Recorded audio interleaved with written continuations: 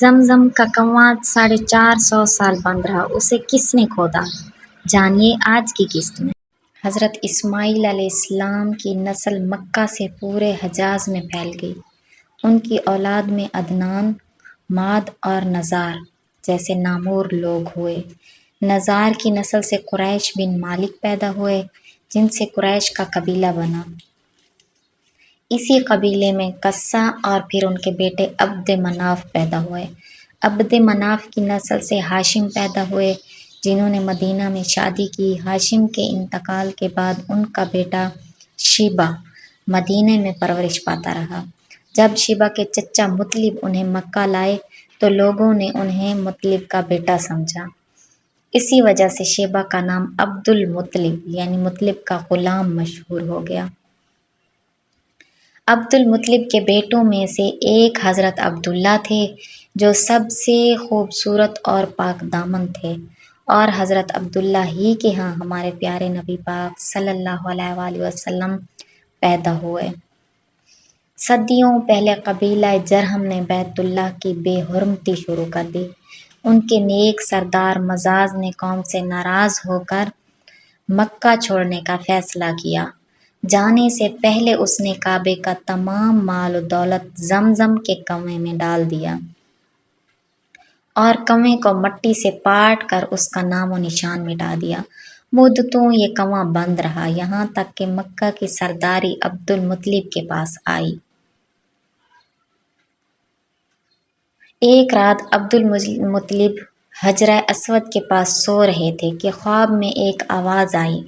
پہلے کہا گیا طیبہ کو کھودو، پھر کہا گیا برہ کو کھودو، پھر مظنونہ کو کھودو، چوتھی رات صاف حکم ملا زمزم کو کھودو۔ عبد المطلب نے پوچھا زمزم کیا ہے؟ آواز آئی وہ پانی جو کبھی ختم نہیں ہوتا اور حاجیوں کو سیراب کرتا ہے۔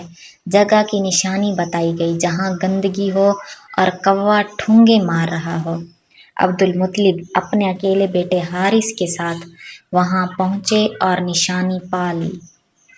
جب عبد المطلب نے بتوں کے پاس کھدائی شروع کی تو قریش نے روکا، لیکن عبد المطلب نے پرواہ نہ کی اور کھدائی جاری رکھی۔ جیسے ہی کنویں کے آثار نظر آئے، عبد المطلب نے نعرہ لگایا اللہ اکبر۔ کنواں نکلتے ہی قریش کہنے لگے اس پر ہمارا بھی حق ہے۔ فیصلہ کرنے کے لیے سب شام کی طرف ایک کاہنہ کے پاس روانہ ہوئے۔ راستے کے بھیانک بیابان میں سے سب کا پانی ختم ہو گیا اور موت سامنے نظر آنے لگی۔ قریش نے عبد المطلب کو پانی دینے سے انکار کر دیا، لیکن جیسے ہی عبد المطلب کی سواری اٹھی، اس کے پاؤں کے نیچے سے پانی کا چشمہ ابل پڑا۔ یہ معجزہ دیکھ کر قریش پکار اٹھے اللہ کی قسم، زمزم کا فیصلہ تمہارے حق میں ہو گیا ہے۔ مکہ واپس آ کر عبد المطلب نے پھر کھدائی کی تو اندر سے سونا، چاندی اور تلواریں نکلیں۔ قرعہ اندازی کے ذریعے وہ سارا مال کعبے اور عبد المطلب کے حصے میں آیا۔ عبد المطلب نے کعبے کے دروازے کو سونے سے سجا دیا، لیکن زمزم کی کھدائی کے وقت عبد المطلب نے ایک منت مانی تھی کہ اے اللہ، اگر کنواں نکل آیا تو میں اپنے ایک بیٹے کو تیرے راستے میں ذبح کروں گا۔ اب کنواں نکل چکا تھا اور خواب میں حکم آیا اپنی منت پوری کرو۔ عبد المطلب اب اپنے کس بیٹے کی قربانی دینے والے تھے اور مکہ والوں نے انہیں کیسے روکا؟ یہ جاننے کے لیے اگلی قسط کا انتظار کریں۔ ویڈیو کو لائک اور چینل کو سبسکرائب ضرور کریں۔ جزاک اللہ خیرا کثیرا۔